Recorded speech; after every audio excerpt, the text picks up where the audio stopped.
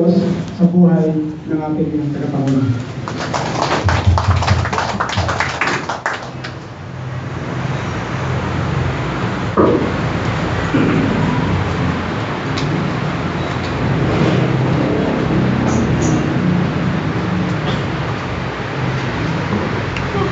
Praise the Lord. Purihin ang Panginoon sa tanghaling ito at ang biyaya ay patuloy na sumagana sa pangalan ng Panginoon Jesus. At sa pagkakataong ito ay ang ating series ay series 15, 16. Pangilan series tayo? 15. Okay, ang ating title ay hindi na babago, From Eternity to Eternity. At series lamang sa bawat topic ng ating pinag-uusapan. Now, ang ating series nakaraan ay saan tayo? Ano ang ating series nakaraan?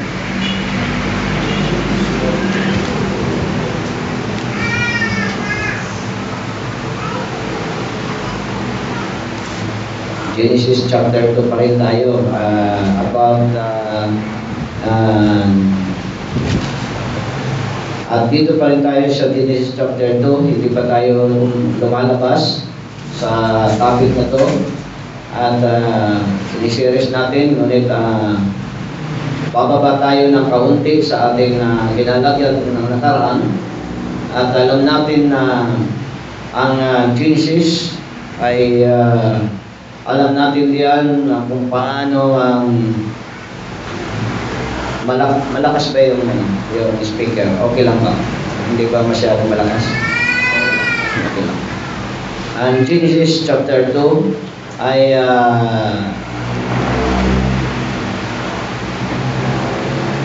ating makikita na ang creation ng ni Adan at ni Eva ay may malaking agwat ng panahon. Dahil makikita natin yan ng unang ginawa doon sa anyo ng physical, hindi sa spiritual. Nasa anyo na tayo ng physical, tapos na tayo doon sa spiritual na katayuan. Ay ang agwat nila ay ang pagitan nila ay nung ginawa ang mga hayop. Tama ba yun? Una ay ginawa si Adan at mahabang panahon at ngayon ay ginawa ang mga hayop dahil sabi niya ay hindi mabuting siya ay nag-iisa. Sa chapter 2 makikita natin yan at doon sa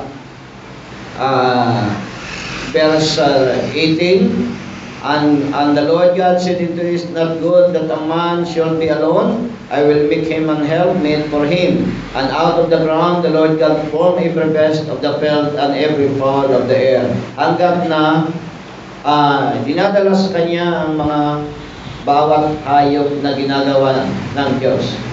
At kung ilang libo yun at ilang panahon yun ginawa ng Diyos ay hindi pinakita kung ilang libong taon yun. At yun ang panahon ang namamagitan kay Adan sa physical na form at doon kay Eva sa physical na form. Dahil nung ginawa na lahat ng hayop, sabi ng Panginoon, wala siyang nakitang helpmeet. Sa dalit salita, between sa creation ng Diyos sa mga hayop, hanggat habang niya ginagawang mga hayop, ilang libong taon man, kung ilang libong taon man yan o million years ay hindi pinakita ng Biblia, ngunit ang sabi ng Biblia, tuwing ginagawa ang hayop ay ipinipresenta sa kanya at siya nagbibigay ng pangalan. At sabi diyan, walang nakitang ka-helpmeet. In short, mayroong pagitan na mahabang panahon ang lalaki sa laman. Laman lang natin pinag-uusapan natin ngayon mga kapatid, hindi sa spirit. At ang babae sa laman, ang pagitan nila ay hindi mo masayod. Pero ipinapakita diyan na ang tao galing kay Adan at hanggang kay Eva ay may malaking agwat ng pagitan. Now, bakit nais ko bigyan din yung agwat ng pagitan? Dahil ating tinalakay yung salitang created nung nakaraang linggo. The created and made. We say amen. The created and made doon sa chapter 2 at doon sa chapter 2 verse 3. And God blessed the 70 and sanctified it because that in the He had rested from the work of which God created and made. Yun ang ating binigyan din sa nakaraang linggo. Now, ang created ng Diyos ay dili diba ay sino? Ay si Adan. He is the created. God create man. And Eve, ano ang tawag natin sa kanya? Dahil sabi ng Biblia, ang si Eva ay galing sa buto at sa laman ni Adan. Kaya kung atin titingnan ang Genesis chapter 2 verse 4 verse 3, lumalabas Eve is a maid. He is a maid. He is from the body of Adam. Hindi siya direct created. He is a product made. Nais kong establish sa inyo yung kaisipan na yan dahil ating makikita mamaya na napakahalaga kung bakit nagabi ang tao dahil pinasok ni Satanas ang the higher ground. Huwag niyo kakalimutan yung ating series, ha. Nasaan ang tao nung siya ay ginawa? Nasa higher ground and fruitful ground. The fruitful ground called ay Garden of Eden. Now, kung ating titingnan, that's only a called the Garden of Eden because it's pertaining to beginning, pasimula noon sa gayong creation. Binibigyan ko din yung the higher ground dahil ang ilinalagay sa higher ground ay walang iba kung hindi ang creation ng Diyos na saan naroon ang kaluwalhatian ng Diyos sa taong yan. Now, kung ating isipin, wala nang kulang kay Adan sa lugar na yun. Sabi diyan, ibinigay na ang lahat, pero hindi kontento si Adan, kaya ibinigay niya ang babae. But the woman came from his own place and his own bones. Na ibig sabihin, is a reproduction. Hindi siya original created. Bagamat ating tinalakay yung creation ng tao, man and woman in the spirit form, the original creation, but he is the came from made because ang spirit of God, ang spirit ng tao na kinuha, may pinagkupihan ay ang God Himself. Kaya ng kanyang i-pronounce, He made man, but when He is made His created, ginawa niya, original. Atin ang pinaliwanag yan. Kung paano ang tao ginawa ng Diyos, ay hindi basta na lang dumampot ng isang alikabok, kung hindi ay kinuha ng Diyos ang pinaka-the best sa buong universe, dito sa lupa, sa ilalim ng mga vulkan, lahat kinuha niya ang pinaka-the best para ibuo ang katawan ng tao. Kaya nga, ang tawag sa kanya, Adam, the God, si Adan na Diyos sa lahat. Dahil control, lahat ng nasa ibabaw ng lupa ay nasa kay Adan. Kaya He is the God in the form of Adam. He is the God in the form of Adam. Ibig sabihin ng Espiritu ng Diyos nasa kay Adam because He is the God in the earth. But, the Bible declared, sabi ng Biblia, ating pinag-usapan na agaw yan ng nino. Sino umagaw ng pagka-Diyos ni Adan? May umagaw. Wala, nariyan pa ba kayo? Ha? Inagaw yun. Sabi ni Pablo, ang Diyos ng sanlibutan nito ay si Satanas. Sa dalit salita, ang the higher ground, the holy place ay naging, sabi ng Bible, naging dry and wilderness, naging ilang at naging walang buhay at walang pakinabang. Kaya Satan is the God of the wilderness. Siya yung representative ng Diyos ng kawalan. Kaya mapalad na nga lang si Ismael dahil pinadala ng Diyos ng tubig sa wilderness. Kung hindi, ay patay si Ismael. Pero dahil may layunin ng Diyos, lagi sinasabi, hindi niya winawakasan ang lahat ng plano at lahat ng layunin. But the wilderness is represented ng kamatayan. Patay. Kaya napaka-importante na maintindihan natin na ang position nito ay battle ito. Isang battle at si Satanas with his group ay introduce of his kingdom.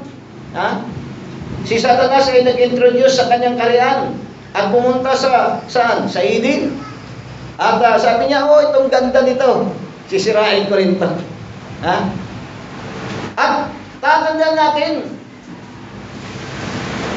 nang si Satanas pumasok sa Eden, ay mayroon na siyang taglay. Ano yung taglay niya?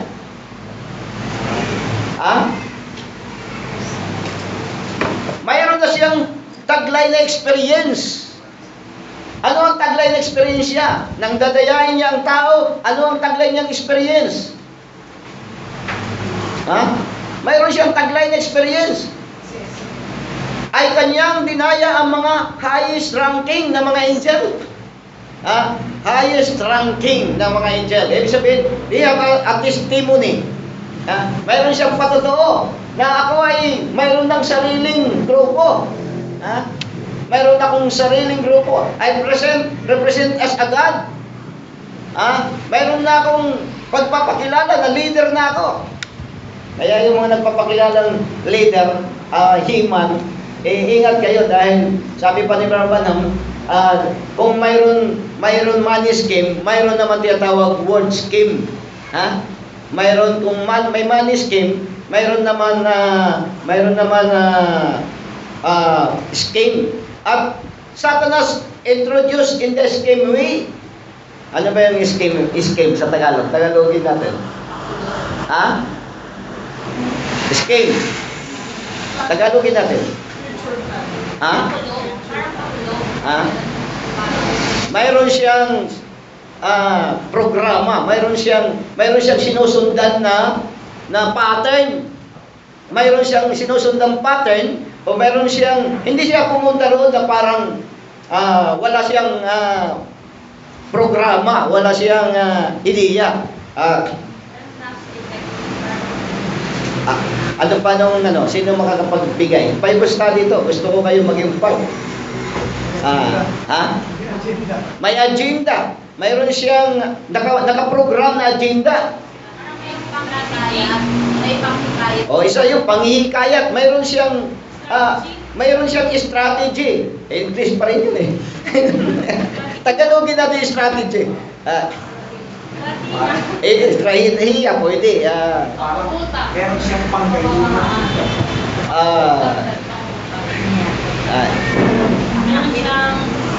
Kasi pag ginagamit ko sa business, ito ang scheme natin this year.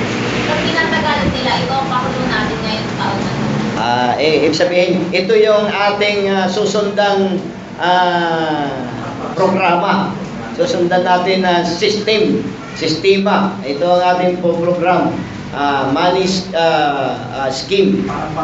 Mayroon siyang nakaprogram. At itong program na ito, mga kapatid, hindi ito niya binago hanggang sa pagtakbo ng mahabang panahon. Dahil kung ating titingnan, simula kay Adam, marami ang naging heroes. Niwala kayo? Si Juan nga, heroes, di ba? Pero ang tanong, ano nangyari kay Juan? Binanggit pa lang dito.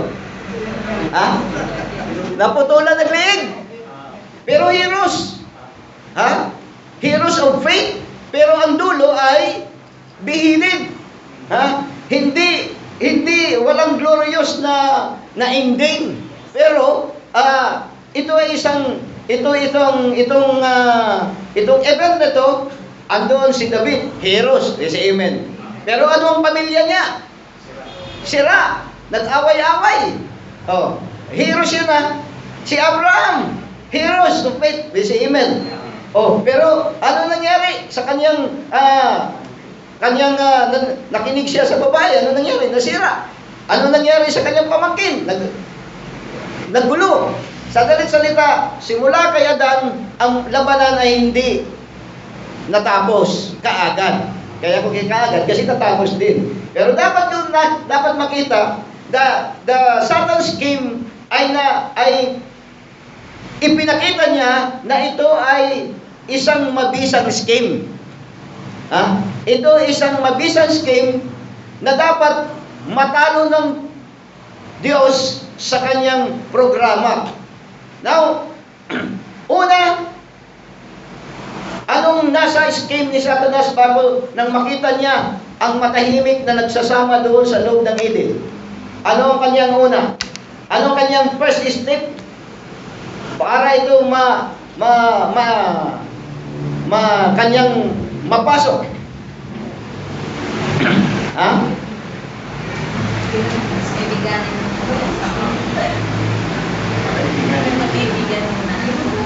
Ang una, naghanap siya ng qualified na katulad niya. Anong unang hinanap niya? Yung best. Ito ang best, ay katulad to sa akin. May karakter itong ganito. May pagkahayop. Hayop na. Hindi, binibigyan ko lang ng dramatize. Ito at ito yung scheme na papasimulan niya. At hindi yan hindi kaagad niya dinaya nga. Ang unang dinaya dito yung hayop Dahil ito ay creation ng Diyos, ito ay unang niyang dinaya because ang kanyang puso ay weak. Ang kanyang spiritual standard ay mababa. Because he is not created, he is made. Sabi, basahin natin. 18. And the Lord God said into it, good not okay. 19. And out of the ground the Lord God formed every beast of the field and every fowl of the air and brought them into Adam's. And when he had well called them, and whatsoever Adam called every living creature that was named thereof. At dito makikita natin na he is the product. Kung atin tininan ang original nito, doon sa 1, makikita natin kung ano ang product nito. 1, dito sa verse, chapter 1, verse, dito sa 24.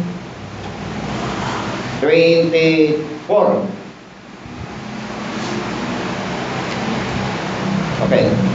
At sinabi ng Diyos, bukalan ang lupa ng mga may buhay na kinapal, ayon sa kanya-kanyang uri ng hayop at ng mga kinapal na umuusap at ng mga ganid sa lupa. Okay, now makikita natin sa hayop, dahil alam naman natin yung history natin yung humihingi ako sa hindi nakasunod sa ating series.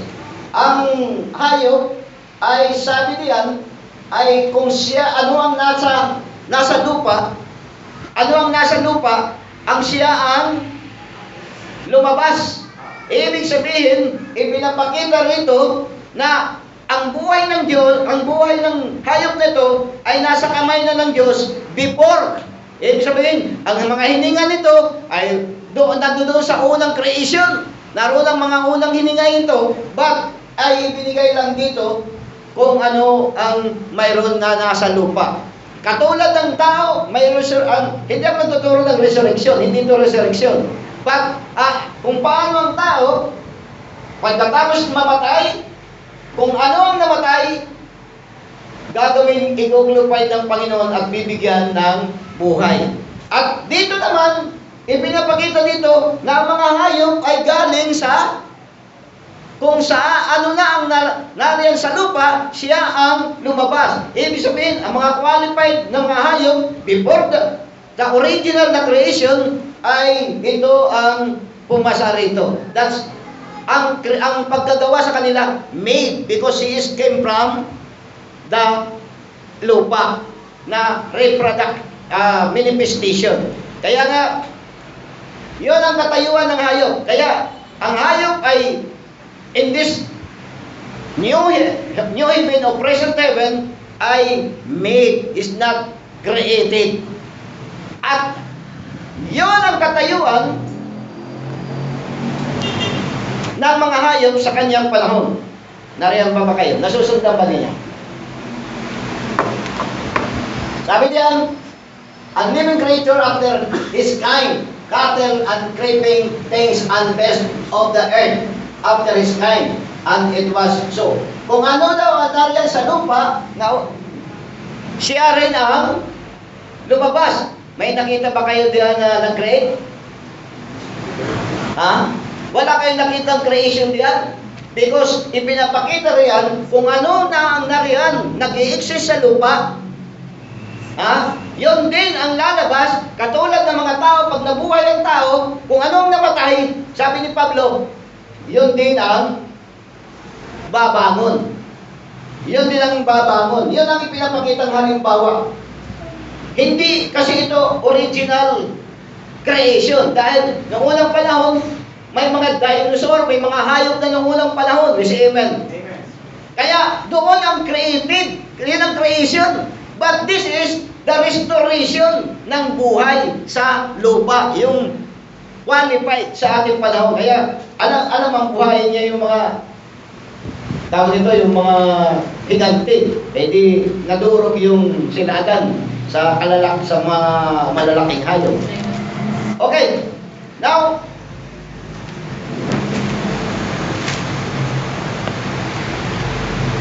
ang babae ay is not created, but he is made. Ano ba yung sa Tagalog yung diferensya ng created sa made? Ha?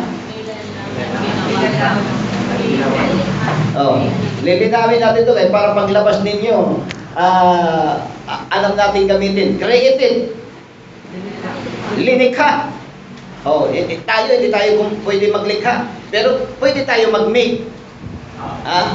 Pwede tayo we can make a brand new car, but we are not created a brand new car. Why? Wala naman tayong sariling bakal. Ang gumawa ng bakal ay ang Diyos. Naintindihan ninyo? Nakuha ninyo?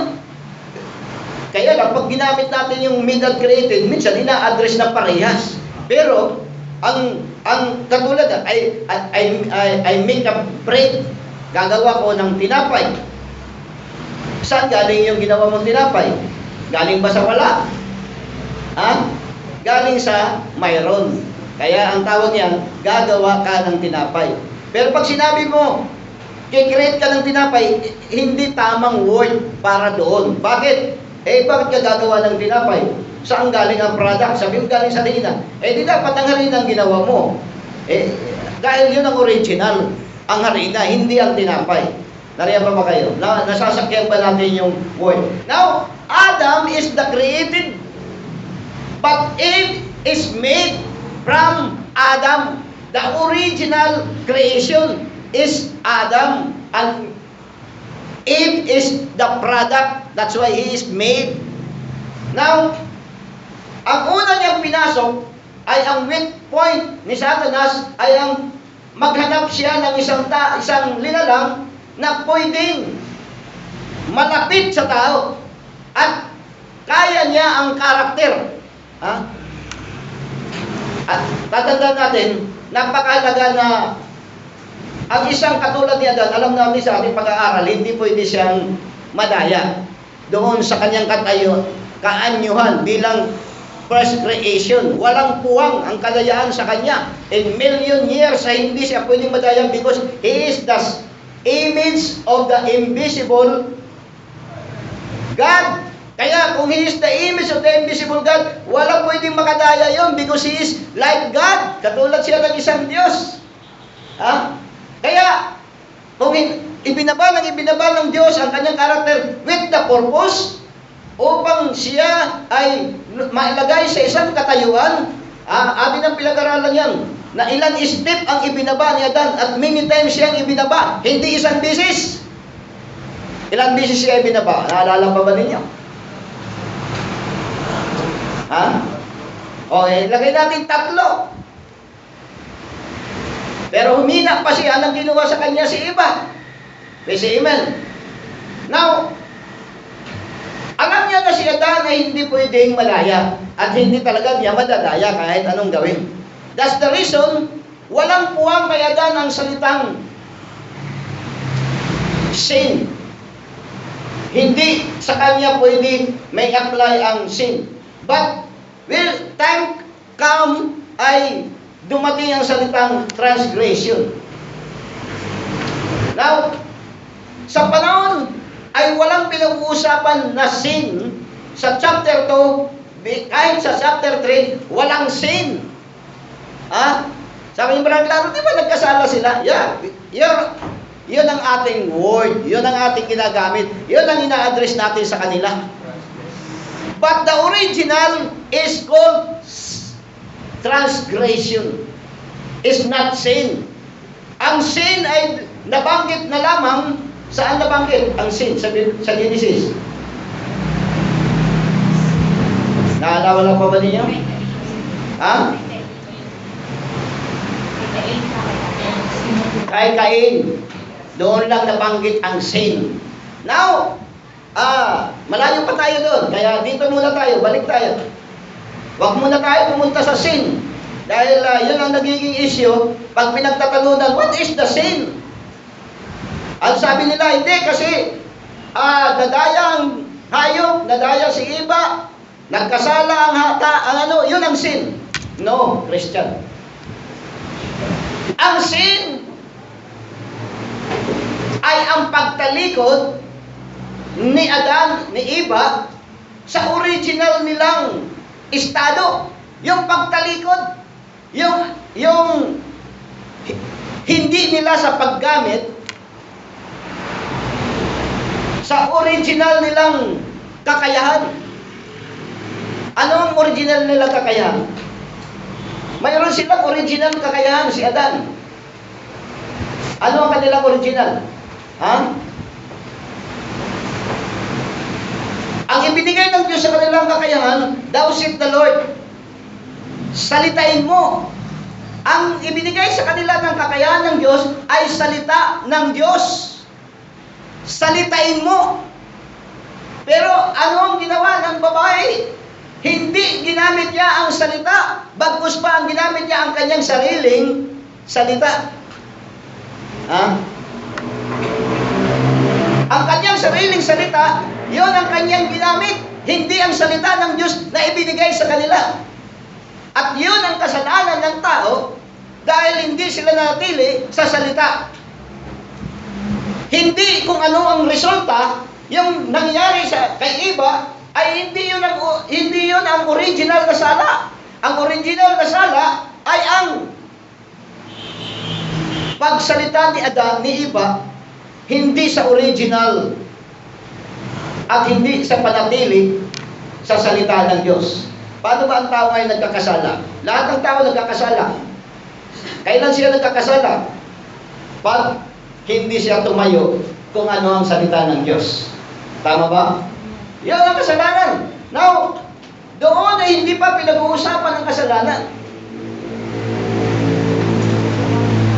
Ang pinag-uusapan pa lamang doon ay ang Satan's scheme kung paano ito papasok sa pag-approach doon sa tao. At ang kanyang unang pinasok ay walang iba ay ang hayop. Because ang hayop ay walang thou said the Lord. Say amen. May thou said the Lord ba ang hayop? Wala. Kaya yun ang pinaka-weak na punto, yung tao o yung hayop na walang thou said the Lord. Kaya sigurado kanya na yun.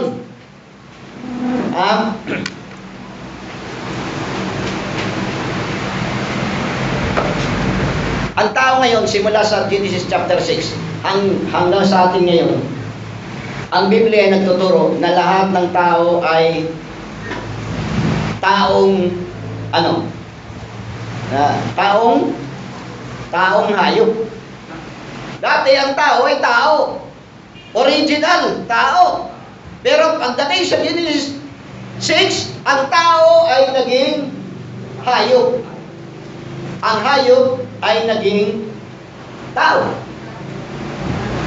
Kaya, walang pwedeng magmalinis simula sa Genesis hanggang sa ating panahon. Walang pwedeng magmalaki ang kahit sinong tao. Dahil lahat ng isinilang na galing simula kay Eva, sabi ni Branham, ito ay under the sin, under the transgression, I mean. Ibig sabihin, walang kahit sinong malinis. He is born of death. Siya ay isinilang sa kamatayan. Kaya nga, may talakay tayo na ang spiritual born, ang taong kailangan maisilang. Lahat, kahit sino ka, kahit magaling kang preacher, kahit wala ka, kahit pinakamabait ka sa balat ng lupa, kailangan kang isilang. In what? Kung saan si Adan una ginawa ng Diyos. Kailangan kang maibalik. You must be born of that position. Kailangan makabalik ka sa position yan habang ikaw ay nabubuhay. Hindi pag ikaw ay patay na. Kaya, ang first scheme ni Satan is band army na pumunta. Hindi si Satanas ay mag-isa na pumunta sa Eden. Ang sabi niya, magiging kagaya kayo ng mga Diyos. Ina-approach ni Satanas. Okay, anong sabi niya? Anong approach niya?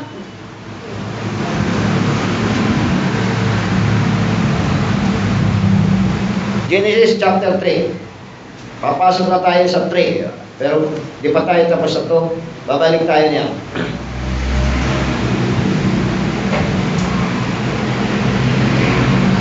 Sa 5. For God doeth know that in the day ye ate thereof, then your eye shall be opened, and ye shall be as gods, knowing God and evil. Now, ino-introduce na marami ng Diyos. As gods, ipinapakilala niya na marami ng Diyos, ipinakilala niya ang sarili na kung ikaw ay matututo sa bagay na yan, ikaw ay magiging katulad naming mga Diyos. Kaya si Satanas ay hindi siya one-man band na pumasok.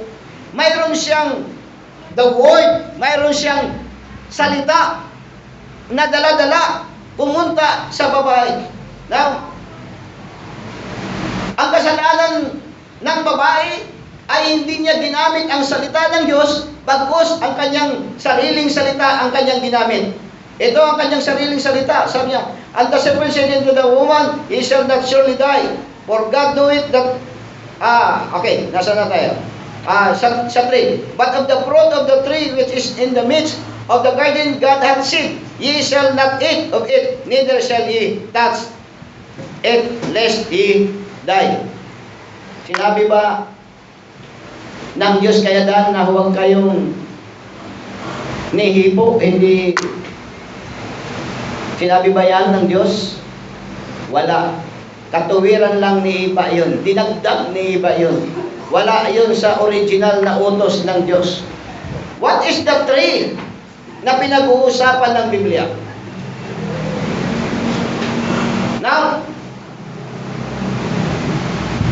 atin ang tinalakay, Jesus Christ is the tree. Pero tatandaan natin, even Adam is also the tree. Even Eve is also the tree. Why? Dahil sila ay may buhay. Ipinapakita ang tao natin sa Word of God ay He is the tree of life. Mayroon siyang buhay. He is become a fruitful. Kaya nga, saan talata sa Biblia? Sino makakapagbigay talata? Nakaposte doon yun sa Gilgal, doon sa may puno ng santol. Nakalagay doon, the fruit of the Spirit. Naalala niyo yun? Anong chapter yun? Galatians 5:22, the fruit of the Spirit. Sa dalit salita, ang bawat spiritual na tao, he is the tree of life. But the fruit of the Spirit is love, peace, long-suffering, and gentleness, and faith. Galatians 5:22. Tatandaan natin, ibang klase itong prutas na ito.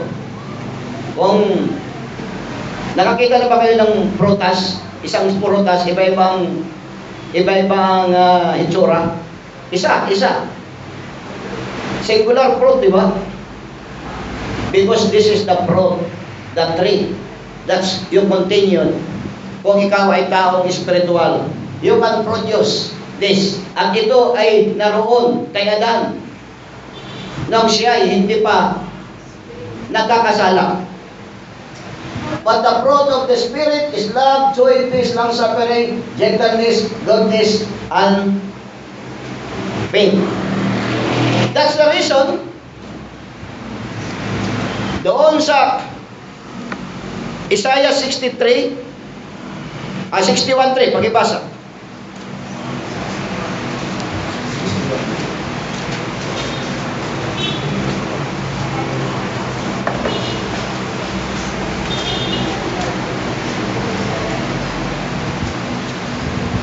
Upang iukol sila na nagsisitangis sa sayo, upang bigyan sila ng putong na bulaklak, nakahalili ng mga abo, ng langis, ng kagalakan, nakahalili ng pagtangis, ng dalig, ng kapurihan, nakahalili ng kabigatan ng loob, upang sila'y matawag ng mga punong kahoy ng katwiran, na pananim ng Panginoon upang siya'y luwalhatiin. Amen. Gusto ba natin maging pananim ng Diyos? Amen. At ang ating daw kalumbayan ng pagiging walang kabuluhan ay papalitin niya ng kagalakan. Ang ating kawalang pag-asa ay bibigyan tayo ng panibagong pag-asa. At sabi niya, the old trees of righteousness and planting of the Lord, that He might be glorified. Yon ang layunin ng Diyos sa original doon sa Eden. Ang pagpuri at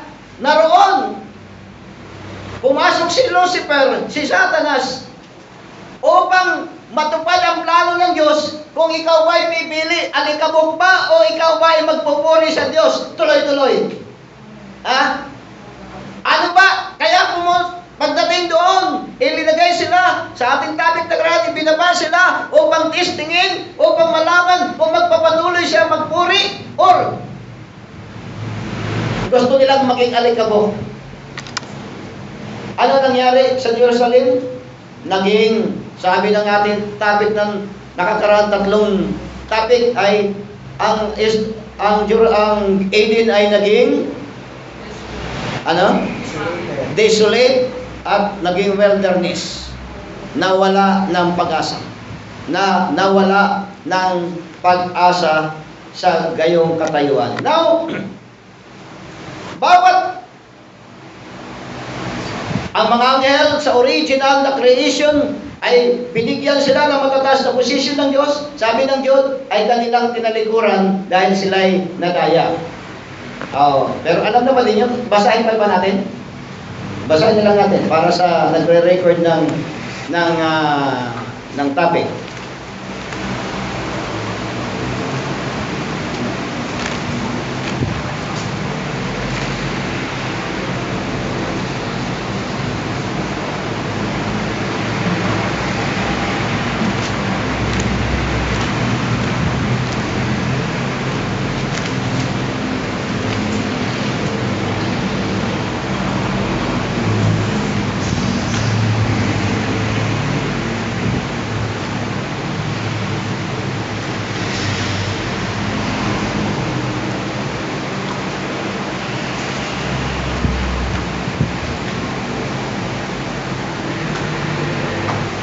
Okay.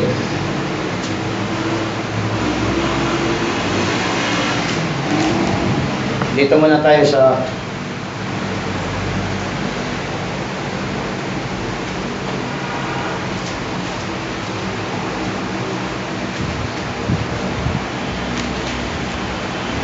2 Peter chapter 2.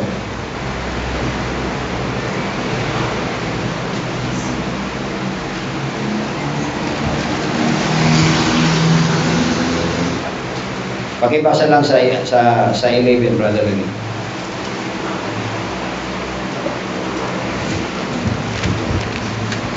Samantalang ang mga anghel, bagamat lalong dakila ang lakas at kapangyarihan, ay hindi nagtataglay ng paghatol na may alimusta lamang sa kanila sa harapan ng Panginoon. Amen.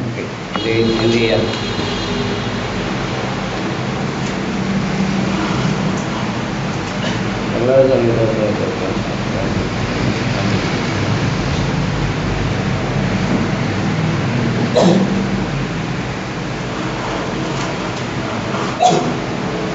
Dito sa Jude chapter 1 verse simulan natin sa 6. At ang mga anghel na hindi nag-iingat ng kanilang sariling pamunuan, kundi iniwan ang kanilang sariling tahanan, ay iningatan niya sa mga talikalang walang hanggan sa paghuhukom sa dakilang araw. Okay. Sabi dito, and the angels which kept not their first estate. Ano ba yung estate? The first estate, but left their own habitation. Yung kanilang kinalalagyan. First estate, but left their own habitation. He hath reserved an everlasting chain under darkness into judgment, the great day. Sa dalit salita, marami si Lucifer na daya. Marami siya. Doon sa Revelation, sabi ng Revelation, the third part of the angel ay kanyang nasako. Now, itong kanyang experience, ito yung kanyang dala-dala. Dala-dala niya sa pagpasok doon sa babae, at ito ang kanyang pag-approach na maraming Diyos, no, na katulad ninyo kung kayo ay hihiwalay sa iyong mga paniniwala. Magiging Diyos kayo. Now, dito sa ibabaw ng lupa, may mga tao bang nagnanais na maging Diyos sa kanilang sarili? Marami gusto nila, kahit sila gusto nila sila tingilain, ang salita nila ay authority, ang sumuway ay hindi magiging isang mabuti sa taong sumuway. At sila ay nagiging mga Diyos sa kanilang sarili. Now, ang Biblia ay nagtuturo na ang representation ni Satanas ay hindi nababago. Dahil sa Book of Revelation ay muli ang hayop ay lalabas at kanyang dadayain muli. Yung tinatawag natin the man of sin. Ang hayop na to ay muling lalabas. Sa dalit salita, ang presentation ni Satanas ay hindi nababago simula noon hanggang ngayon. Pero ang Biblia sa Genesis chapter 2 na ating pinag-aralan ay makikita natin yan na kung paano nasira ang matataas na dako ay nanghula ang Isaiah 53. Pakibasa, verse Isaiah 53 verse 2. Sa English, sa English. Kaya sa Tagalog, medyo... For he shall grow up before him as a tender plant, and as a root out of a dry ground. He had no form, nor comeliness. And when we shall see him, there is no beauty that we should desire him. Kanino yung pinapropesiya yan? Pag-aralan natin.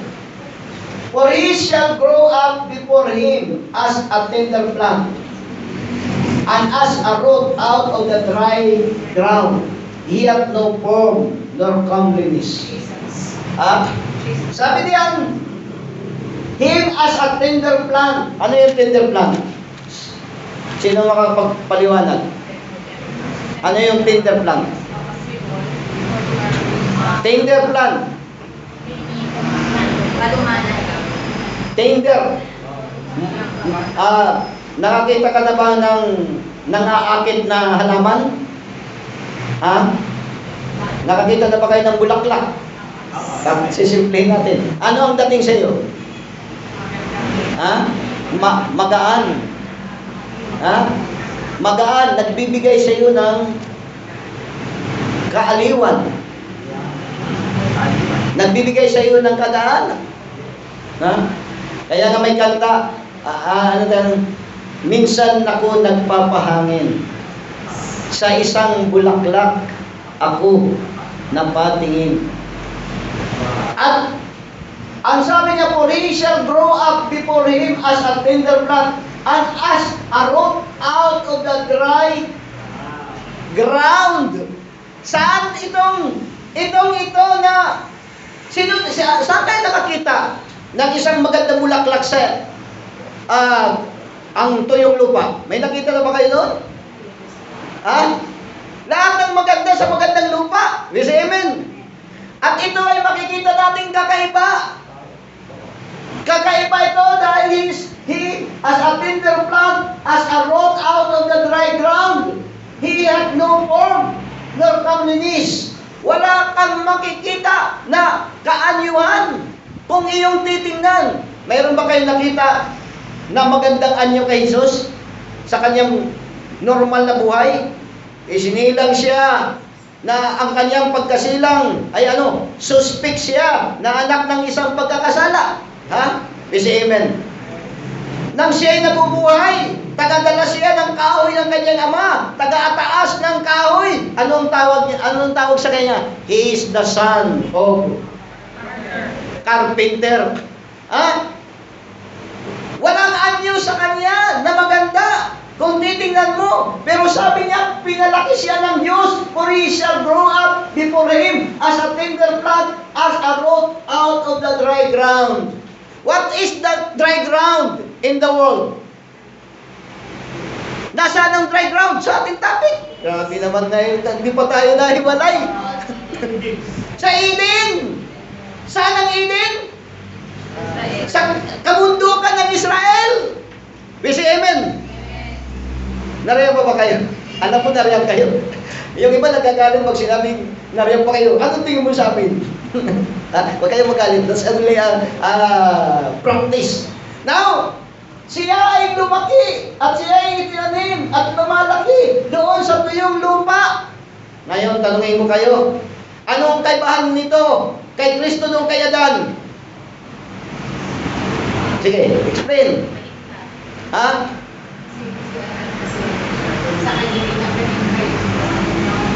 Sige.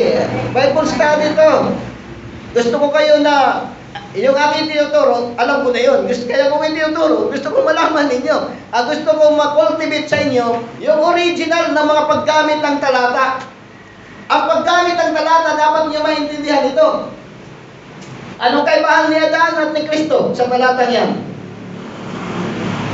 Si Adan, he is in the fruitful land. Siya ay nasa production ng lupa at siya ay nakatanim ng magandang tubig. Ha? Nando doon ang tubig sa gitna niya. Pero ito kaiba si Kristo ay doon sa tuyong lupa. The dry land, wilderness. Yan, ay dala-dala niya ang kagandahan. Kailan natupad ito? Sige, kayo, baka kailan natupad ang talatang ito?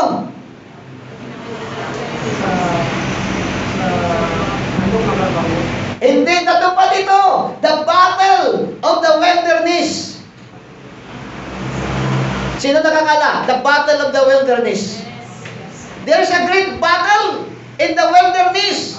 At kung paano ang battle ni Adan doon sa Garden of Eden at natalo ang tao, ngayon ang battle ay naroon pa rin sa lugar na yon. But the dry land, ngunit ang ating Panginoon, He is a tender land. Siya ay puno nga nagpapakita ng kagandahan. Ano ang dala niya? What is the tender plant? What is the tender plant? The tender plant is the Word of God na dala-dala ng ating Panginoon. Kung iyong titingnan, wala siyang makayang talunin si Satanas. Bakit? Dahil siya ang presentation ng isang mahirap na Diyos. Ha? Siya ang representante. Jesus is the representante ng isang mahirap na Diyos. Wala siyang pwede magmalaki. Ang ibinigay ni Satanas noong kay Adan ay ang higit pang karangyaan. Ngunit ang hinamon kay Jesus ay ang mga simpleng bagay. Anong mga hinamon sa kanya? Sa Matthew chapter 2. Ha? This is the great battle. Dapat natin makita ang ating pag-uusap dito, the tree. This is the fighting tree. Ang isang natalong kahoy at ngayon ang nananalong kahoy na may buhay. Tatandaan natin na napakalaga kung kailan ito natupad ay yung battle of the wilderness. As Jesus Christ going to the wilderness at sinundan siya ng espiritu ng kaaway sa Matthew chapter 2.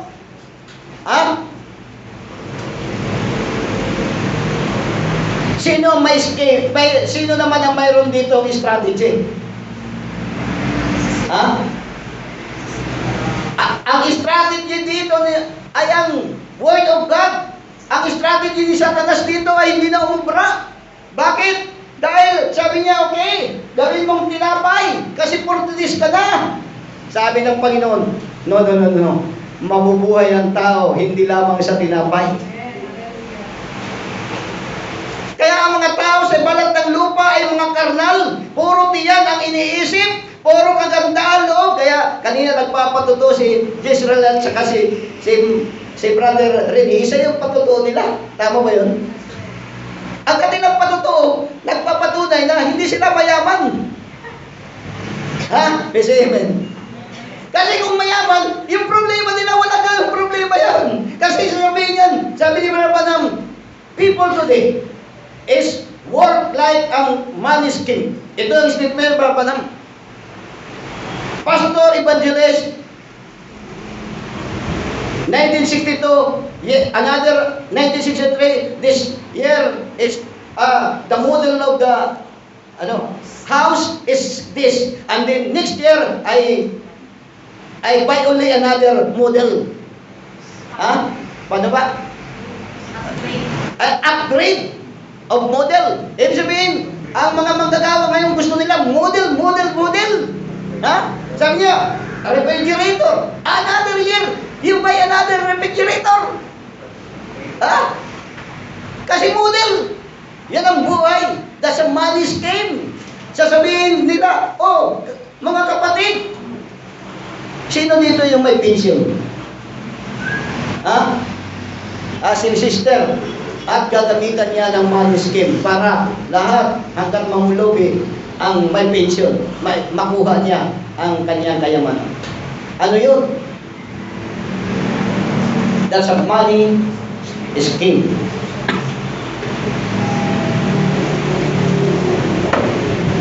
Ang patutuo ni Brother Rene ni Israel, sign na hindi sila mayaman. Kasi kung mayaman, wala silang ganun patutuo. At pinayagan ng Diyos na hindi sila yumaman. Dahil kung wala, baka wala ng patutuo kanina. Amen. Say amen? At ang ating Panginoon ay pumaroon sa wilderness, patakas sa isang syudad, palabas ng isang syudad. At ngayon, gusto niyang i-challenge. Alam niya na itong tao ito, sasabihin ni Satanas, ito mahirap talaga ito. Wala talaga ito, kaya-kaya ko to. Kaya-kaya ko to tuksuin. Dahil gutom na ito. Ay hindi niya alam ang walang ganda at walang anyo ang siyang magdidibig sa kanya. Dahil ang taong ito ay ang dala-dala niya ay ang original Word of God. Ang original Word of God na hindi ginamit ni Eve at ni Adan. At ngayon ay kanyang ginamit dahil sabi niya, wala akong sasalitain na hindi sinalita ng aking Ama.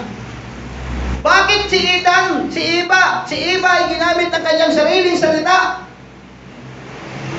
At siya ay nasinsay. Pero ang ating Panginoon, sabi niya, hindi ako magsasalita na hindi galing sa aking Ama. At kung mayroon ibang magsasalita sa kanyang sarili, paniniwalaan nyo. Ngayon ako'y nagsasalita sa sariling Ama, salita ng Ama, ay walang naniniwala. Because that's the original plan ng Diyos kay Kristo Jesus. Na para siya manalo sa ibabaw ng lupa, isa lang ang paraan. Pag bumunta ka sa lupa, naroon ka sa lupa, hindi ka magsasalita ng sarili mong salita. At ito ang weapon ng ating Panginoong Kristo Jesus. Yan ang dahilan na ang laban nito ay napagtagumpayan ng ating Panginoon. Alalahanin natin, alam natin na before the foundation, Christ is the manifested authority and power. But ang pinag-uusapan dito is not pertaining to the spirit, is pertaining to the physical, dahil ang nahulog doon kay Adan ay ang physical na pagkalaklag. Tatandaan natin, simula kay Adan, kahit kay Abel, naghahandog sila sa Diyos, hindi sila tumatawag sa Diyos. Why? Because he is guilty. Sino ang unang tumawag sa Diyos? Sino? Si Seth. Si Seth ang unang tumawag sa Diyos. Bakit? Dahil nawala na sa kanila ang guiltiness. Because Abel is the product of product din siya. Bagamat siya ay matapat, ikahintulad siya kay Kristo sa krus sa Kalbaryo ng kanyang kamatayan, pero he is the product ng pagka-trespass. Why trespass ang kanilang kasalanan? Because lumampas siya doon sa boundary.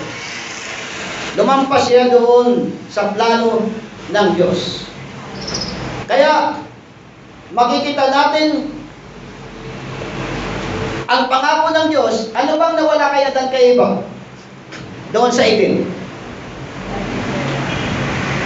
Ang nawala sa kanila ay ang pagro-roles. Tama ba yun? Pamumuno. At ito ang propesiya ni David patungkol kay Kristo Jesus. Psalms 108. Verse 3 hanggang 9. Pakibasa, brother.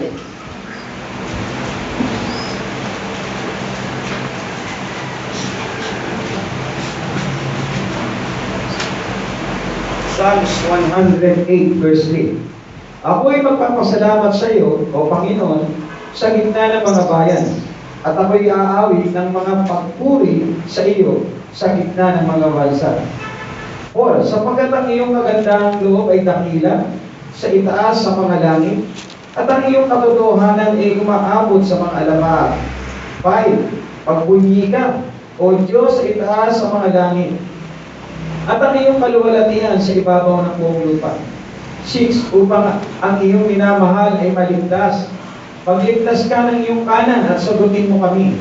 7. Nagsalita ang Diyos sa kanyang kabanalan, ako'y magsasaya. Sige, sa Psalms 8, hindi 108. Psalms 8.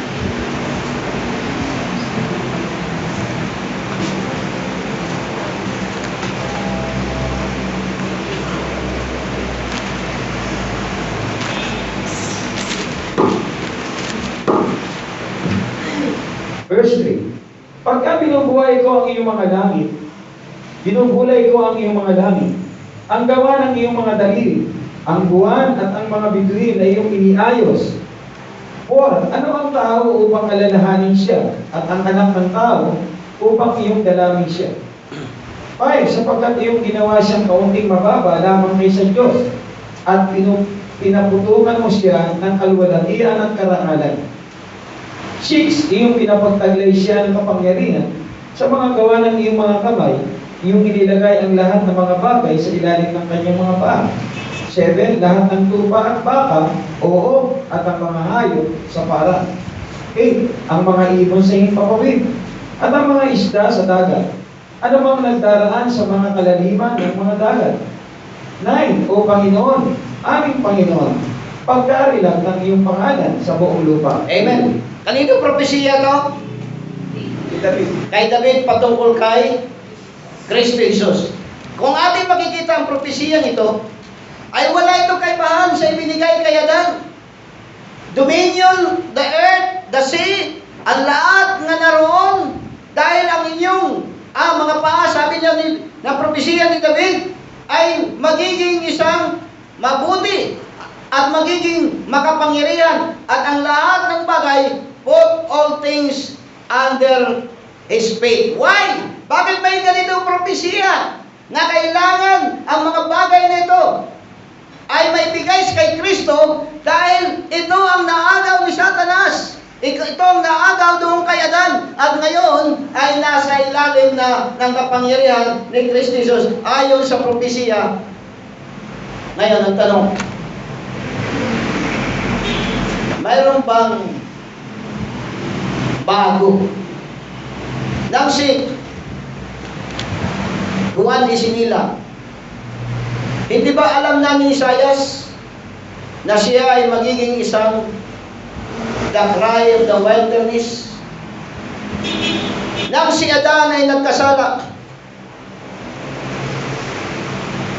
at pagkatapos hinula ang pagbagsak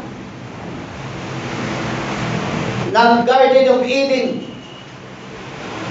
at ngayon sinabi ng Isaiah ay doon kung saan natalo si Adan. Saan natalo si Adan? Sa dry, doon sa Eden. Doon muli nagharap si Kristo at si Satanas. At ito ay pagkiklaim ni Kristo na kung saan, anong nawala kay Adan, kay Eva, doon na nawala ang kapangyarihan sa dagat, kapangyarihan sa lupa, at ngayon natalo si Satanas ni Kristo sa battle, the great battle, sa dry land, sa mataas na dako ng Israel. At ngayon ipropesiya ni David na nasa kanya na lahat, kay Kristo Jesus, ang lahat ng mga ito. Now, ating makikita na ang sikreto na hindi ginamit ni Adan, ni Eva, ang thou said the Lord, iyon lang pala ang kailangan gamitin ni Kristo, ay ang thou said the Lord. Kaya, kung si Satanas ay gumamit ng sabi, ano ginamit ni Satanas?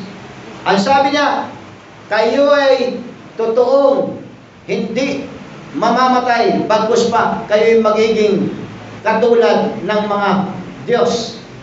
Sabi ng Diyos. Sabi ni Ada, sabi ni si Iba, sabi ng Diyos, ay hindi kami pwede. Sabi ni Satanas, hindi, magiging katulad kayo niya. Idinugtong lang. Ngayon, doon kay sa mga wilderness, ano ang ginamit ni Satanas? Sin. Ang sin, nasusulat.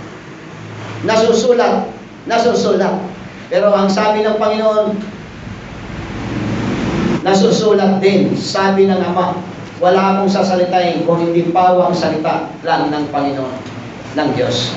Kaya Christian, makikita natin na ang event sa Garden of Eden ay isang bagay na higit pa sa kasalanan.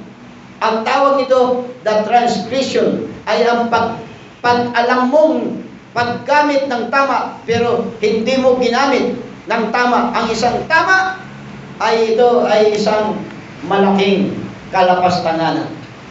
Kaya, ano man ang inakala niyong tama, at hindi niyo ginagawang tama, hindi pa kayo gumagawa ng kasalanan, ay ang tawag na yan ay transgression. Yun ang dahilan ng sabi ng Panginoon, sa isip mo pa lang. Anong sabi ng Panginoon? Pag ikaw ay nag-isip ng ganito, ganyan, ay ikaw ay mamamatay. Tama na, hindi ka pa pumapatay, di ba? Hindi ka pa pumapatay, pero ang tawag sa iyo ay mamamatay tao. Bakit ganun ang paggagamit ng ating Panginoon? Because ang kamatayan ni Eva at ni Adan, hindi kung ano ang kanilang ginawang kasalanan, kung hindi ang kanilang pagtalikod sa salita ng Diyos. Sabi yung Brother Ip, ano nangyari sa atin? Bakit tayo nagkaganito? Because kung ano ang bunga, kung ano ang puno, siya ang bunga. Pag ang tao na walang pananampalataya sa salita ng Diyos, tumalikod sa salita ng Diyos, ang bunga noon ay bawang mali na. Wala nang ipoproduktong tama. Puro mali. Ngayon ang tanong, klaro, lahat ba ng tao? Sabi ni Barbanam, lahat ng isinilang ngayon ay ang dulo'y kamatayan. Yan ang sailan na sabi ko kanina, sino ang hero sa Old Testament na hindi namatay? Si Enoch. Pwede mo sabihin yan na si Enoch ay translated.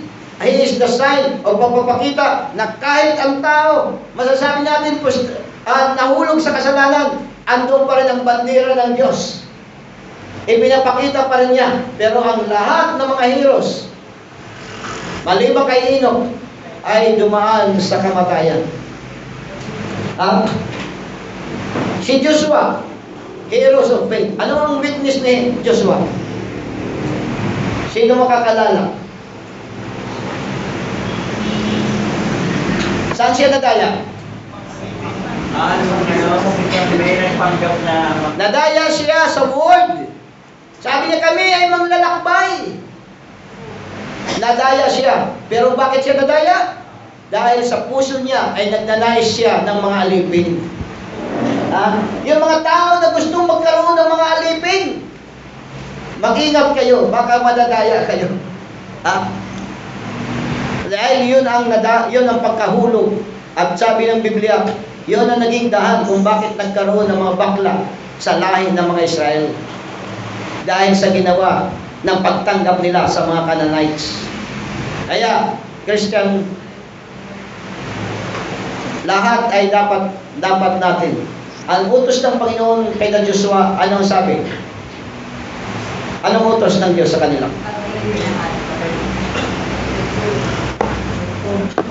Lipulin, bata at matanda. Ngayon, masama ba ang hindi pumatay? Masama ba ang hindi patayin? Ang mga taong ito, masama ba? Masama ba? Hindi masama sa paningin ng tao, pero sa paningin ng Diyos ay masama. Why? Dahil ang sabi ng Diyos, ubusin sila, bata at matanda, walang ititira. Pero, dahil si Joshua ay nangarap, imagine mo yan, simula ng pagsilang hanggang tumanda ay alipin, ngayon ang sila'y pinalaya, ay ngayon may approach, ang tawag sa approach. Nagpipresenta. May nagpipresenta, okay, Joshua, magpapalipin kami sa inyo. Huwag mo lang ninyo kami patayin. Dito ang duwa si Joshua. Sabi nila si Joshua daw ay tingkod larawan sa fivefold ministry. Sinasakayunan ko naman yan. Pero hindi ibig sabihin na tingkod larawan si Joshua sa fivefold ministry. Ang mga fivefold ministry ay hindi masasama. Dahil ang mga nagpapakilalang fivefold ministry ay hindi lahat totoong fivefold ministry. Ang totoo, okay. Pero mas higit ang fivefold ministry totoo kaysa kay Joshua. Bakit? Dahil walang money scheme ang mga tunay na lingkod ng Diyos sa kasaysayan ng Biblia. Sabi ni Barbanam, at ang may scheme, sabi ni Barbanam, ang gumagawa nito ay katulad ni Satanas na may scheme ng pumasok doon sa loob ng Garden of Eden. Bakit walang nagtatalakay ng mga manggagawa yung scheme doon sa Garden of Eden? Bakit? Kasi naroon ang kadugtong ang money scheme. Kaya pag nabanggit nila, asan yung Brad? Asan na si spoken word? Ito nga. May scheme pala si Satanas. Ang dugtong. Ganon din ang mga manggagawa. Gumagawa ng money scheme. Anong nangyari? Ayaw nila basahin yun. Toto, gagamitin na lang nila yung ibang talata, spoken word. Huwag lang yung tungkol sa scheme. Kasi ang dugtong naroon, yung money scheme, na dugtong ng mga manggagawa. Kaya Christian, wala akong kinatatakutan banggitin sa Biblia o sa loob man ng spoken word. Why? Because kung ano ang lakad ni Barbanham, pinadalangin ko sa Panginoon na yun ang aking lakaran. Kung yun ay mahirap, wala akong magagawa. Pero ang malinaw sa ating pag-aaral, ang labanang ito, from the dry land, from the wilderness, ito ang claim ng ating Panginoon. The great battle. Ito ang great battle na hindi pa nakita ng kahit saan at kahit kailan. At hindi pa ito nangyayari ng mga bagay dito sa totoong digmaan ng barilan patayan million years. Ito ay isang digmaan between the right and the wrong. Ito ay isang digmaan ng kaligtasan at kamatayan. At ang digmaan ito na napagsak ang unang ating mga magulang ay pinagtagumpayan ng ating Panginoong Kristus. Kaya Christian, nais ng Panginoon na tayo ay maging trace, maging buhay. Kahit daw tayo ay walang anyong pwedeng ipagmalaki. Maliit ang ating gawain, hindi pa atin. Pero ang aking pinagpapasalamat sa Panginoon, within decade, ay hindi tayo tinaasan ng comparator. Isang bagay yun aking pinagpapasalamatan sa Panginoon. Isang kagandahan ng Diyos yun sa buhay natin yan. At purihin ng Panginoon, at ang ating pagtatalakay ay papasok na tayo sa ibang aspeto, pero continuous tayo sa ating series from eternity to eternity. Mayroon ba kayong gustong linawin sa topic na ito? Kung mayroon, pwede kayong magtanong for the sake ng ating araling sa atin.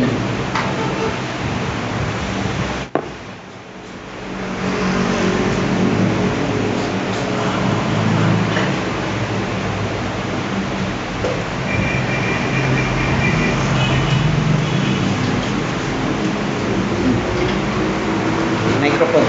May tanong si Sharon.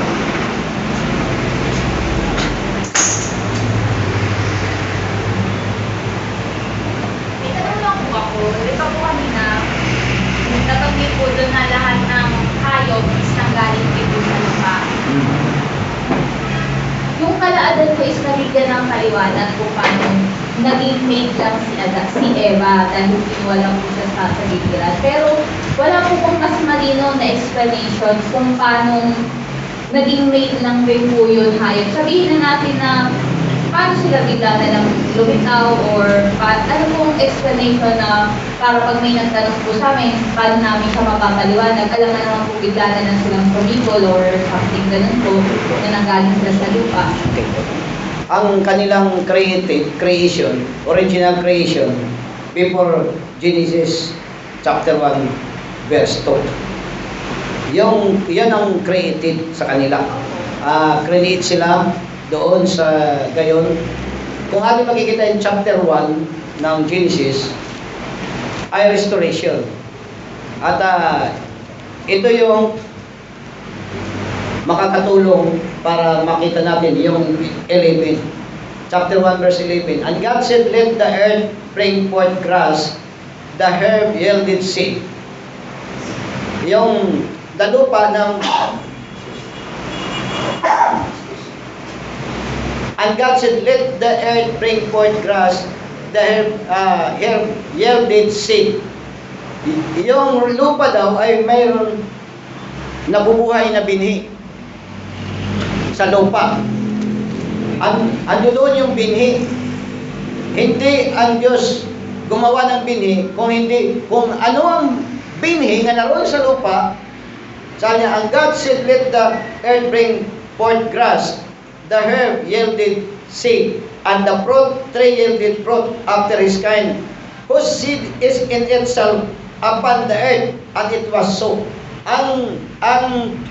Ang binhi nga naroon sa lupa. Ibig sabihin, sa Genesis chapter 1 verse 2, ay nasira ang original creation, the first Eden, nawasak, na ang lupang ito ay naprusing, ang buhay niya, ang mga puno ay nangamatay, nangatuyo. Yan ang dahilan na ang sayas ng papaliwanag ng ating mga puno, ang mga ilalim ng lupa, may mga oil because of the giant at saka trace oil. Yung giant ng mga puno at saka yung mga trace oil ay naroon sa lupa. Pero yung bini na na-reserve, na pahintulutan ng Diyos para mabuhay ngayon, sabi diyan, ay naroon sa sariling lupa. Sabi niya, itself upon the earth, and it was so. Doon yon sa puno. Pero same time, ang hindi lang naman puno ang naroon, may mga hayop din before. Kaya, ang paggagamit ng talata, nang matuyo na ang lupa, pwede na ang tao, pwede na ang hayop mabuhay, at sabi niyan, ang ginamit din na salita diyan, ay gayon. Sabi niyan, and God said the best, the earth after his kind, kung ano ang nasa lupa, and cattle after their kind, and everything that creepeth upon the earth after his kind. And God saw that it was good. Ibig sabihin, yung mga hayop na yon ay kung ano ang nasa lupa, ibinalik ang kanyang buhay doon sa kanila. Kasi ang buhay, alam naman natin, the spirit, wala naman soul ng hayop, kundi life. Buhay lang, yung spirit, yung hininga lang. At pag namatay, babalik sa Diyos ang kanyang buhay.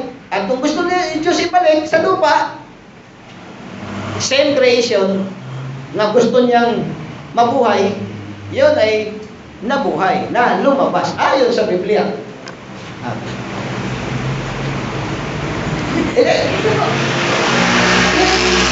Yung sa puno tsaka sa halaman, medyo matatanggap mo po na from the sa ilalim ng lupa is sumibol sila kasi ayun talaga yung process. Ayun talaga yung process ng mga halaman.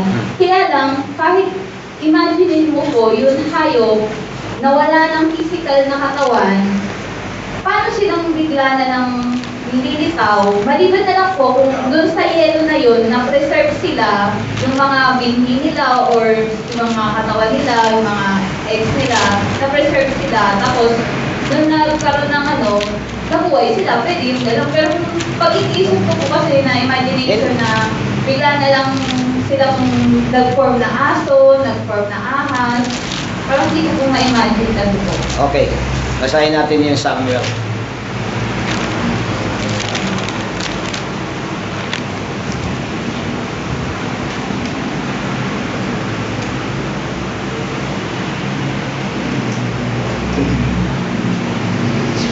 Second Samuel.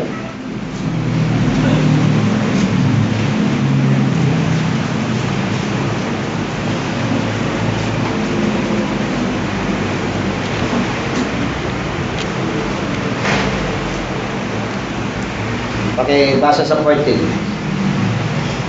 Samuel chapter 14, verse 14. Sapagkat tayo ay mamamatay na walang pagsala, gaya ng tubig na mabubuo sa lupa, na hindi mapupulot ulit. Hindi nag-aalis man ang Diyos ng buhay, kundi humahanap ng paraan na siya na itinapon ay huwag mamalagi na tapon sa Kanya. Amen. Ang Diyos, walang malalaging tapon sa Kanya. Walang malalaging tapon. Kahit na ang tao, kahit na ang hayop, kaya nga, sabi ni Brother Bandam kung anong minahal mo, gusto mong makita, makikita mo pa rin. Makikita mo pa rin. Namatay ka ngayon, namatay yung hayop mo. Pag ginusto mo yon, mahal mo yung hayop na yun, ibibigay ng Diyos sa iyo yan. Hindi yung mawawala. Yan ang dahilan na dahil yung hayop mo ay bahagi ng iyong buhay. Hindi yung mawawala. Yung buhay ng hayop na nangamatay noon, hindi yun nawala. At ang laman nila ay natapon, ay hindi rin yun nawawala. Kaya nga sabi niyan, kahit tapon na, katulad ng tubig, ay hindi yun tuluyang mawawalang pakinabang. Kaya nga, yung Ezekiel, di ba? Chapter 37, propesya sa Israel. Kaya lang ito ginagamit ito doon sa resurrection ng mga ibang preacher. Pero, anong sabi doon? Ang buto ay nagkalaman, ang laman ay nagkalitid, ang litid ay nagkabalat, at ang balat ay nagkahininga. Ito ay para sa Israel. Pero, ang lahat ng creation na gusto mo ng hindi yung mawawala. Katulad dito, namatay sila, pero ang Biblia sabi niya, hindi naman niya in-end ang lahat ng bagay. Sa Jeremiah chapter 4, di ba? Hindi naman niya winakasan. Dahil may purpose siya, ay kanyang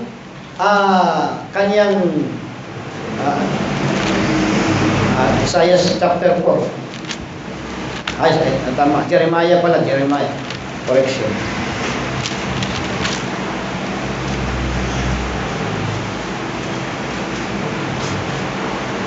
Uh, 23 hanggang 20.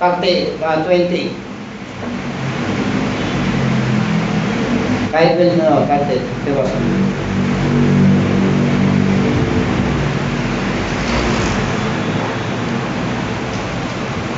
Jeremiah chapter 4 verse Jeremiah chapter 4 verse 23 hanggang 27. 23 to 27. Aking minasdan ang lupa at narito sira at walang laman, at ang langit ay walang liwanag. O 24. Aking minasdan ang mga bundok at narito nagsisiyani, at ang lahat ng buron ay nagsisikindayon. Tuloy mo. Ako'y nagpasid at narito ang mainam na para ay ilang, at lahat ng mga bayan niyon ay nangasira sa harapan ng Panginoon at sa harap ng kanyang mabangis na galit. Sapagkat ganito ang sabi ng Panginoon, ang buong lupain ay magiging sira, gayon may hindi ako gagawa ng lubos na kawakasan. Nasaan ka na? 27. Nagsimula ka sa 23? 23. Parang 25 di mo nabasa. Ako'y nagpasid at narito walang tao, at lahat ng mga ibon sa himpapawid ay nangakatakas. 26. Ako'y nagpasid at narito ang mainam na parang ay ilang, at lahat ng mga bayan niyon ay nangasira sa harapan ng Panginoon at sa harap ng kanyang mabangis na galit. 27. Sapagkat ganito ang sabi ng Panginoon, ang buong lupain ay magiging sira, gayon may hindi ako gagawa ng lubos na mawakasan. Okay. Now, ating makikita na sabi niya, hindi ko lubos na kawakasan. Noong ang mundo ito ay ma-frozen, naniniwala ba kayo na kahit frozen may vulkan? Ngayon kung may vulkan sa tabi ng dagat o sa tabi ng yelo, yung lugar ba na yan na mainit ay yelo o may tubig? May liquid? May liquid. May liquid. Ngayon, kung may liquid, ibig sabihin, may nabubuhay ron. Anong nabubuhay doon? Anong nabubuhay? Isda, tama. Yan ang dahilan. Basahin natin yung Genesis chapter 1 para maganda yung tanong yan ni Sharo para maintindihan na kahit ang Genesis chapter 1 verse 2 ay nagdilim, naging yelo, na tilang walang buhay, hindi lahat yun ay namatay. Okay. 21. Genesis 1:21. Okay, doon muna sa 20 hanggang 21. 20.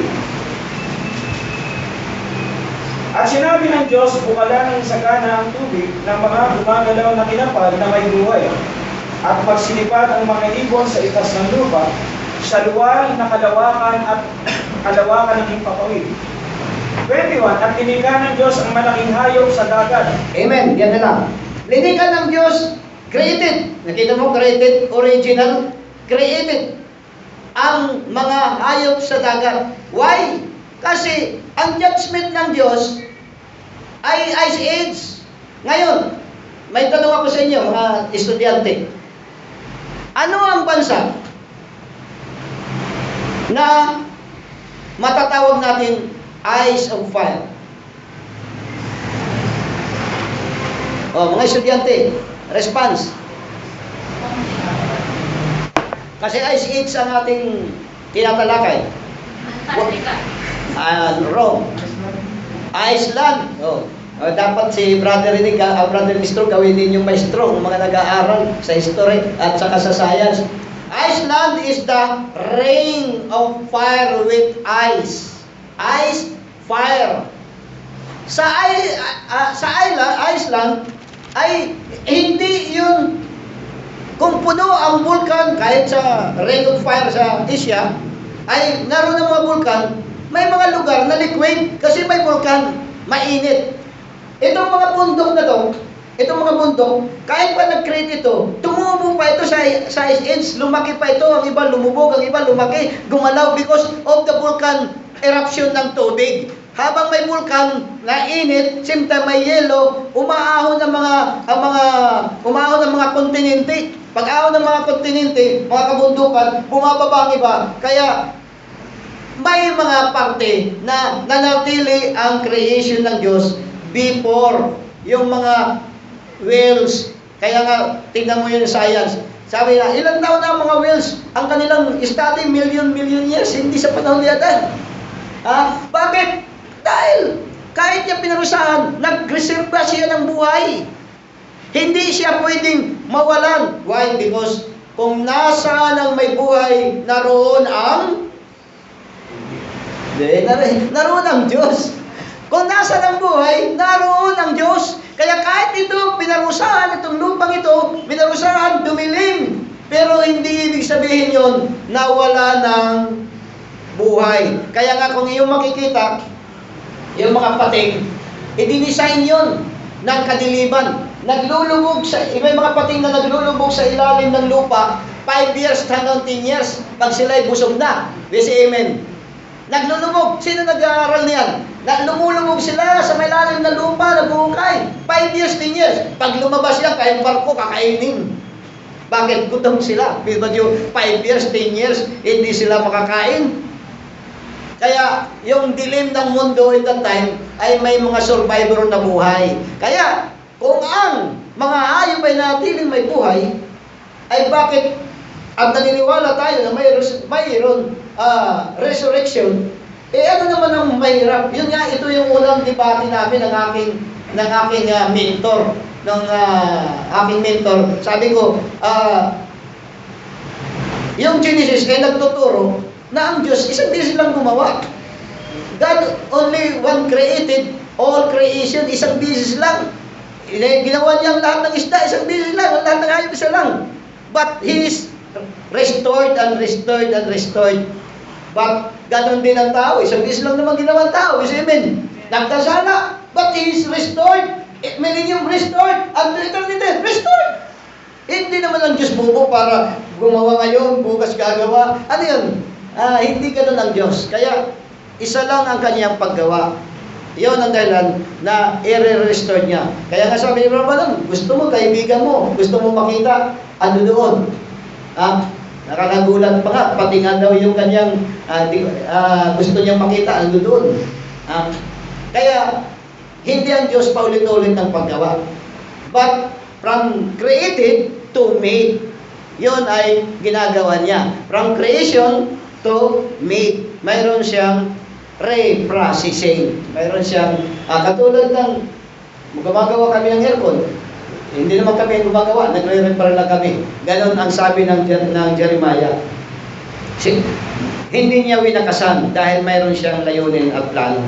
Yun ang kanyang programa sa buhay. Kaya, yun, hindi pa ninyo abot yun dahil hindi pa kayo nag-aaral doon sa gayon. Hindi po. Yung regarding din po sa tanong niya, di ba po may galing tanong dito sa mundo, ano bang nauna, ang itlog o ang manok? Kasi dito po doon sa binasa natin, doon sa lupa, seed na galing sa lupa, siya yung tumubo. Hindi po kaya, di ba po, ang sagot niyo po sa amin kung ano ba talaga yung nauna yung may buhay. Diba po? Pero kung pag-uusapan po is yung first creation, yung first creation ng Diyos, maaaring po talaga yung buhay nila. Kung may Pero- manok noon sa first creation, yan ang unang creation. Pag sa restoration, pwede na yung egg. Pwede na po maging Oh, egg. So, pwedeng maging egg kasi wala namang problema yan because ang init kaya naman magbuhay sa may binhi. Kaya nga po, pero yung question niya po na bigla na lang lumitaw yung hayop sa lupa, pwede naman po sabihin na from the egg, kasi restoration na naman yun. Kasi yung seed, may seed na po sa lupa. Pwede din naman po yung egg na, ayun na po yung lumabas dun sa lupa. Pwede din po. Pwede yun. Basta yung seed na yun doon magsisimula ang manifestation.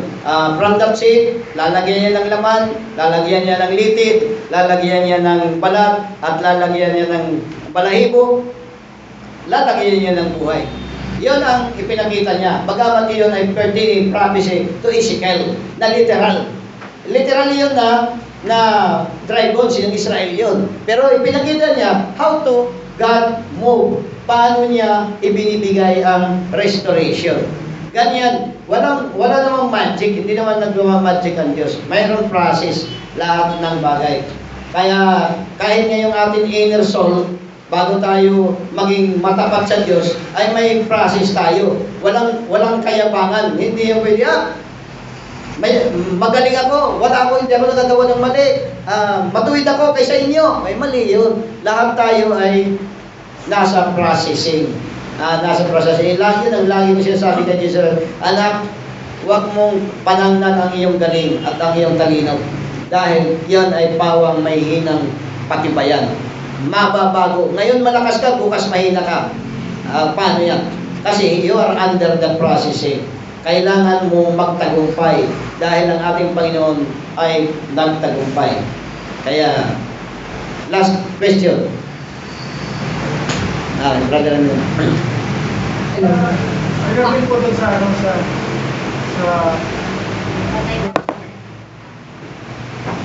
Doon sa verse 24 ng chapter 1 ng Genesis, ay mangyari, ito siguro yung binabasihan ng science na sabi doon, bring forth na ba? Saan? Anong verse? Chapter? 24 ng chapter 1 ng Genesis. Okay. Kasi may binabanggit dito ang bring forth the living creature. Kaya kung sa Genesis 1:1 ay nandun ang lahat ng creation, tapos sa verse 2 ay nakawala, nasira. Itong verse 24, mangyari ito yung pinangawakan ng science na yung pagsama-sama ng mga elemento ay nagkakaroon ng buhay. At dahil nagkakaroon ng buhay, mahabang panahon upang mahabang panahon ang lilipas, kaya nasabi nila na yung buhay ay nag-mutate. Okay. Nag-mutate ang buhay, nabubuo ngayon ito sa nahahawi ko na ibabalik sa original creation. Dahil yan ang binhi. Yan ang binhi sa unang creation sa Genesis 1. Kaya itong nagsama-sama ang mga elemento ng earth ay nagtagpo-tagpo na buo ngayon yung binhi sa Genesis 1 at nabuo na itong mga creation na ito. Yun, pwede yun. Dahil wala namang bago, sabi ng Biblia. Walang bago sa ibabaw ng lupa. Kaya Genesis chapter 1 verse 24, hindi yung bago. Walang bago yun. Kung hindi, yun ang God's procedure kung paano na-retain ng Diyos ang buhay at kung paano isinahuli. Paano isinahuli ang buhay. Gayon, kung ano ang process, nadurog ang mga creation, napunta sa ilalim ng vulkan, na ilang ng tubig, nasabit sa mga kung saan nasabit. But when God restored this plan, ay na-process ang lahat ng bagay. Nag-cultivate unti-unti. Kung iyan ay dumaan man, kung anumang klaseng pagdaan, ay gayon dumaan ang creation ng Diyos. Kaya yung chapter 1, alam naman natin yung chapter 1, ang million years yan. Hindi yung paggawa ng hayop, million years. Ang paggawa ng mga puno, million. Paggawa ng restoration ng araw, million years. Puro million years yan. Maring mayroon pa diyan billion years. Hindi natin hawak. Because ang science ay hindi nila makuha ang eksaktong figure. Kasi lihim ng Diyos yun. Kaya nga, tatalakayin natin yung plano ng Diyos kung paano ang mga Biblia na binabago-bago ang mga schedule para itago yung ibang mga layunin ng Diyos, pero ipahayag sa mga anak ng Diyos. Katulad na lang, ngayon, paano mo malaman na si Kristo ay, katulad ng sinasabi ko lagi, si Kristo more or less, October, isinilang. Bakit ko sinasabi yun? Dahil yun ang tracing ko. Ay, hindi ko alam yung pizza, pero sigurado ako October eh. Pag ako magtitrace sa Biblia. Pero bakit hindi alam ng mga tao yan na October? Kasi, maaari may alam din yung iba, pero hindi nangangahas. Si Brother Branham, sabi niya, Virgin. Ano yun? August, di ba? August. Hindi rin problema yan kung sinabi ko October or August, because alam naman yung buwan, nagbago-bago din yan sa pagtakbo ng panahon. Kaya yung Virgin, August, September, October, 3, mayroon Pero ako, yung buwan ng October, ay kaya ko nagsabi, more or less October, hindi ko lang, kaya nga more or less, kasi hindi ko alam kung ano yung tamang pizza. Because kahit nga yung Abib, binago yun doon sa mga Sabat, di ba? Tinalakay yun, yung mga Sabat, ng araw, pangalawang araw. Pero pagdating sa paglaya ng Israel, sabi niya, ito ay magiging unang taon ninyo at tatawagin ito ay Abib. Ibig sabihin, hindi ito yung original na mga araw. Pero doon ay magsisimula yung pagtutuklas kung bakit gayon ang plano ng Diyos sa mga gayon. Kaya yung mga Genesis, yung mga hiwaga diyan, ay sinasabi yun, pero there is a purpose. May purpose siya kung bakit ganon. May layunin siya. Yan ang kanyang layunin. Kaya yung 24, ito yung restoration. Kung ano ang klaseng binhi na ginawa ng Diyos, ay gayon ibabalik niya sa ngayong katayuan, kaanyuhan. At million years yan dahil nang ginawa yun, ando doon na, tapos predisinta kaya dan, kung paano nakukumplito. Hindi naman sabay-sabay nakumplito yan eh. Kasi sabi ng Biblia, kung ano ginadala ng Diyos, kung ano ang itatawag ni Adan, hindi naman yan dinala lahat. Paano itatawag ni Adan yun? Hindi niya maano yun. Kaya isa-isa dinala kung ano ang ibinigay. Kaya ganun ang restoration ng gayong bahay. Medyo humihingi lang ako ng pasensya sa mga hindi nakasunod sa topic na to. Pero nakasunod naman, maintindihan naman ito. Kaya, yan ang ibig sabihin diyan. God let the earth bring forth the living creature after his kind, cattle and creeping things, and beasts of the earth after his kind, and it was so. Kaya, nasa lupa yun. Yes, kung paano, hindi yung magic, hindi yung 24 oras. Hindi yung 24 oras na, uy, ito na agad, pangalanan mo, no. That's yun, God's creation yan. Ang Diyos ang gumawa noon. Ang Diyos ang nag-design natin. Okay, wala nang tanong? Okay, mayroon pa tayo sa dulo. May lang ako kasi yung topic natin ngayon is about mga creation sa tree.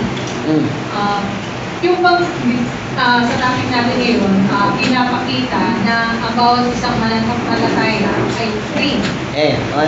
Yung free na yun, si Adan at saka si Eva, kasama ba sila dun sa Garden of Eden na kind of place? Doon, kasama sila sa Tree of Life. Sabi Tree of Life yung category nila doon. Kasama sila sa Tree of Life. Pero Tree of Life yung kinain nila. Tree of the Knowledge and Evil. Yun ang dahilan sa millennium, doon sa before after millennium ay tatawagin tayong parts ng tree na yan. Bahagi tayo doon. 12 fruits and 12 ano yan, basahin ko lang. Mali ang paggamit ko. Ang magiging katayuan natin doon sa 22 ng Revelation, and she made a pure river of water of life. Same din ito doon sa Genesis, ang crystal proceeding out of the throne of God and of the Lamb in the midst of the of it, and other the side of the river, and where there is a tree, like which hath 12 manner of fruits, pertaining sa apostle, and yielded her fruits every month, and the leaves in the tree were for the healing of the nation.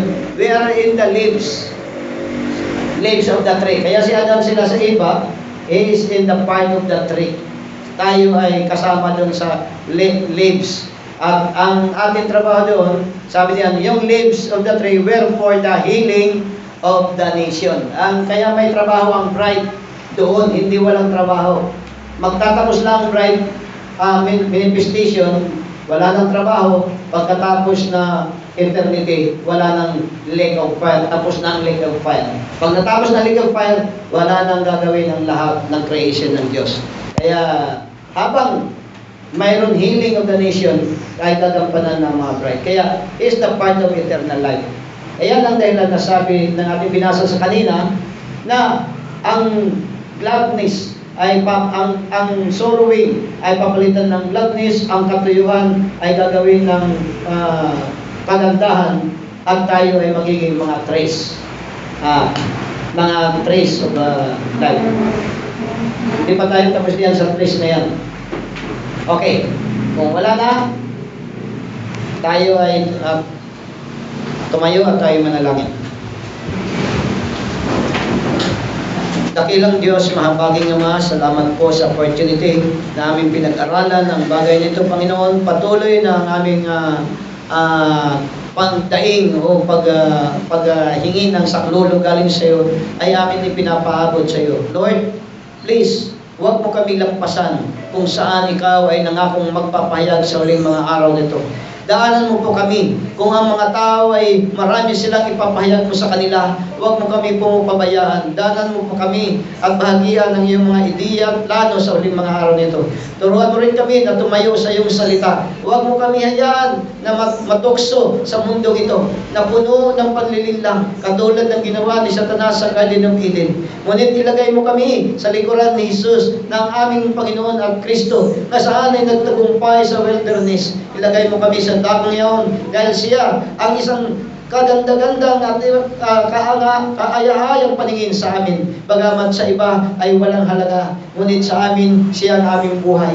Salamat po, Panginoon, sa tayong dakilang pangalan ng Panginoong Jesus. Amen and amen. Praise the Lord. Amen. Palapakan natin ang Diyos at tayo naman at binuwi natin sa ating MC.